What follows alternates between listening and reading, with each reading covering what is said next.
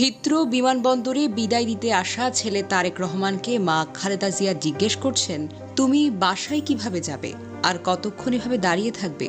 জবাবে তারেক রহমান বললেন, তুমি চলে গেলে জাইমা আর আমি যাব বাসায়। কতক্ষণ তাহলে তুমি থাকবে? আমি তুমি উঠে গেলে জাইমা চলে আসলে আমি চলে যাবো গভর্নমেন্টে। দাদি বেগম খালেদা জিয়া নাতনি জাইমা রহমানকে বলছেন, বাবার দিকে খেয়াল রাখবে কিন্তু। নেতাকর্মীদের খালেদা জিয়া বলছেন, তোমাদের ভাইয়ের দিকে খেয়াল রেখো।